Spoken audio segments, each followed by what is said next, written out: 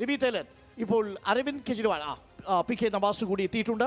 രവി തേലത്ത്, അരവിന്ദ് കെജ്രിവാളിന്റെ അറസ്റ്റ് സൂചിപ്പിക്കുന്നത് രാഹുൽ ഗാന്ധി പറഞ്ഞതുപോലെ ഭയപ്പെട്ടു തുടങ്ങിയിരിക്കുന്നു നരേന്ദ്രമോദി എന്നതിന്റെ ലക്ഷണമാണോ? Mic sir. അരവിന്ദ് കെജ്രിവാളിൻ്റെ അറസ്റ്റ് ഇത് ആദ്യമായിട്ട് ഒരാഴ്ചക്കുള്ളിലോ അല്ലെങ്കിൽ കഴിഞ്ഞ തെരഞ്ഞെടുപ്പിൻ്റെ ആരവം മുറങ്ങിയതിന് ശേഷമുള്ള ഒരു നിലപാടിൻ്റെ ഭാഗമായിട്ട് അല്ലെങ്കിൽ പ്രൊസീജിയറിൻ്റെ ഭാഗമായിട്ട് വന്നതല്ല.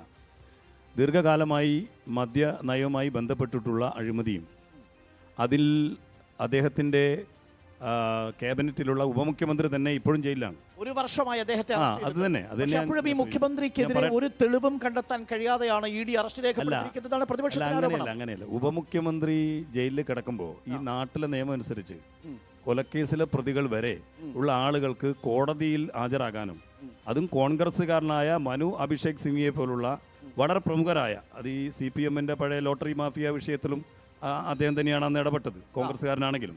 അപ്പോൾ അത്തരത്തിൽ പ്രമുഖനായ ഒരു അഭിഭാഷകൻ തന്നെ ഈ കേസിൽ അറ്റൻഡ് ചെയ്തിട്ടുണ്ട്. നിങ്ങൾക്ക് 100 കോടി രൂപ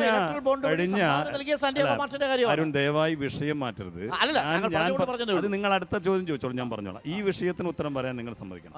അതായത് ഈ വിഷയത്തിൽ അത്തരത്തിലുള്ള കേസ് എല്ലാം കൈകാര്യം ചെയ്യാൻ പറ്റുന്ന പ്രഗത്ഭനായ വക്കീൽമാർ സുപ്രീം കോടതിയിൽ ഉണ്ടായിട്ട് പോലും കഴിഞ്ഞ ഒരു വർഷക്കാലമായി സിസോദിയ ജയിലിലാണെന്ന് പറയുന്നത് തന്നെ അതിൽ കോടതി കൃത്യമായ തെളിവ് ഹാജരാക്കിയത് കൊണ്ടാണ്. 2.5% മാത്രമാണ് ഇഡിയുടെ കൺവിക്ഷൻ റേറ്റ്. സാർ, ഇഡി കേസെടുത്തിരിക്കുന്ന കേസുകളുടെ മൊത്തം ചരിത്രം പരിശോധിച്ചാൽ ഞാൻ ചോദിപ്പിച്ചത് കഴിഞ്ഞ ഒരു വർഷക്കാലമായി പലതവണ കോടതിയുടെ മുമ്പാകെ ഇത് ഹാജരാക്കുമ്പോഴും കോടതിയിൽ തെളിവ് നൽകുമ്പോഴും ഒക്കെ ഇത് അവിടെ ചർച്ച രൂപ പോലും അതല്ലെങ്കിൽ ആം ആദ്മി പാർട്ടി ഒരു കാര്യമില്ലാതെ ഒരു വർഷം ജയിലിൽ കിടക്കുന്നതാണ്. 70,000 രൂപയാണ് അരവിന്ദ് കെജ്രിവാളിന്റെ വീട്ടിൽ മാത്രം ബഹുമാനപ്പെട്ട നീതിപീഠം ഇന്ത്യ മഹാരാജ്യത്ത് അതപ്പതിച്ചു പോയിട്ടൊന്നും ഞാൻ വിശ്വസിക്കുന്നില്ല. ഒരു തെളിവുമില്ലാതെ ഒരു വർഷം അകത്ത്. തെരഞ്ഞെടുപ്പ് പ്രഖ്യാപിച്ചതിന് ശേഷം അരവിന്ദ് കെജ്രിവാൾ അത് മാത്രമല്ല, ഒന്നത് രണ്ടാമത്തെ കാര്യം അതിന്റെ ഭാഗം കൂടിയാണ് ഈ അരവിന്ദ് കെജ്രിവാളിന്റെ വിഷയം.